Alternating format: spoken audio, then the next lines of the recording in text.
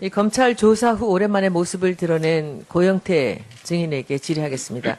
마이크 앞으로 좀 끌고요. 입에 가까이 대서 명확하게 소리가 나게 해주시고요. 네네. 시간이 많지 않으니까 짧게 우리 많은 얘기들을 좀 해봅시다. 네. 국민들은 고영태 증인의 신변 안전에 대해서 걱정을 많이 했습니다. 네. 저는 고영태 증인을 판도라의 상자를 연 사람이라고 생각합니다. 네. 고영태 증인이 아니었다면 오늘 이 자리는 없었을 것입니다. 네. 그리고 이 박근혜 대통령과 최순실의 국정농단은 아마 임기 말까지 계속됐을 거고 이 나라는 어떻게 되었을까 생각만 해도 끔찍합니다. 고영태 증인이 그 상자를 열었습니다.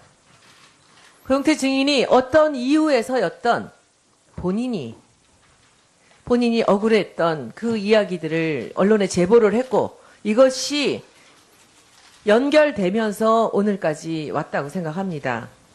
그간 신변의 위협을 느낀 적은 없었습니까?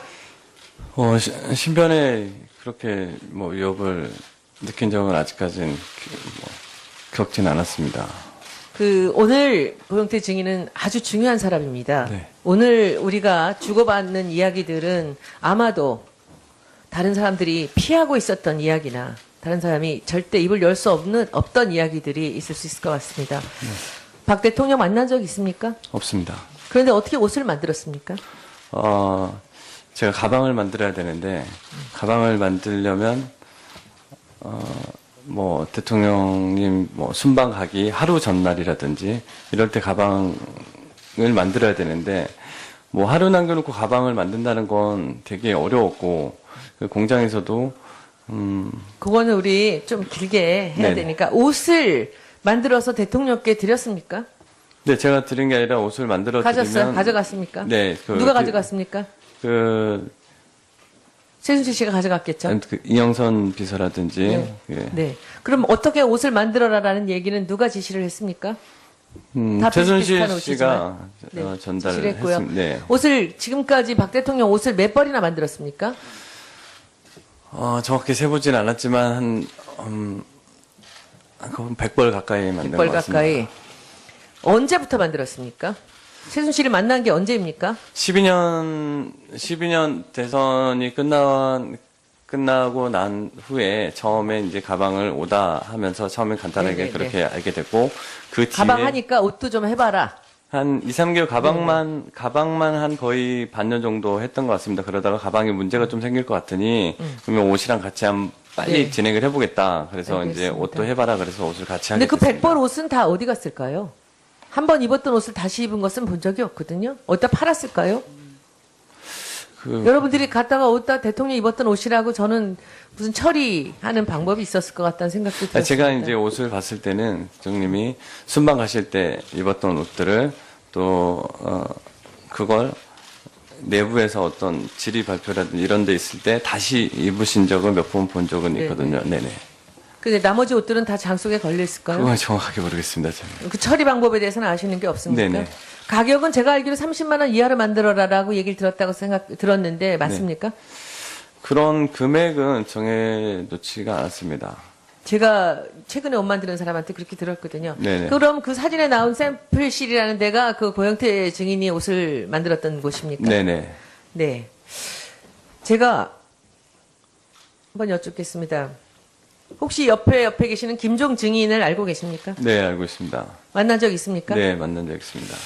어떤 사람이었습니까? 고영태 증인이 바라본 김종 증인은? 처음에는 저도 처음에 만났을 때는 그냥 어떤 사람인지 몰랐습니다. 그냥, 본인의 할 말만 하고, 남의 말은 귀담아 듣지 않고, 그냥 네네네네, 이런 식으로, 다 알아, 하는 이런 식이었기 때문에. 거기서도 그렇게 얘기했군요. 네네. 거기 논현동에 자주 왔습니까? 아니면 논현동에서 본 게 아니라, 딱 한 번 봤던 게 인터컨티넨탈 호텔에서, 한 번밖에 안 봤습니까? 네, 한 번 봤습니다. 최순실이 바라보는 김종 증인은 어떤 사람이었습니까?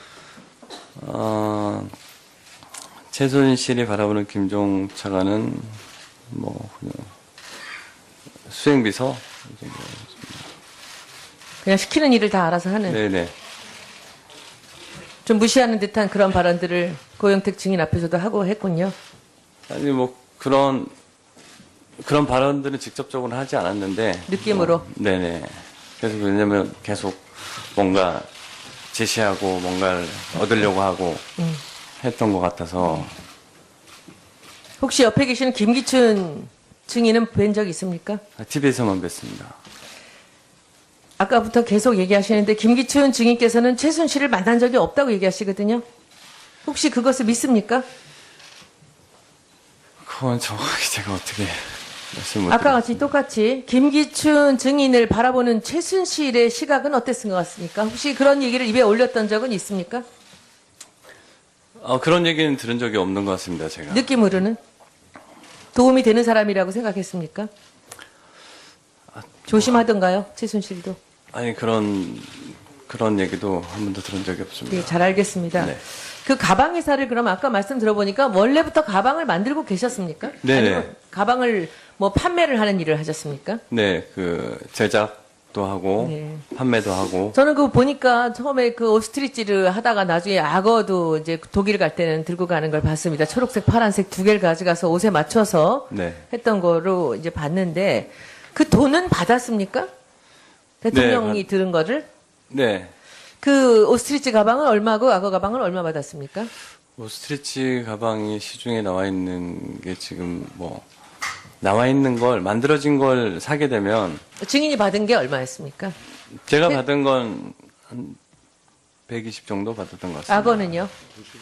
악어는 280 이 정도 받던 것 같습니다. 그러니 그 가방을 얼마에 또 팔았는지를 모르는 거죠. 네네. 그치 최순실 씨와 그 고영태 증인이 거래한 것은 도매가였죠. 네네, 그렇습니다.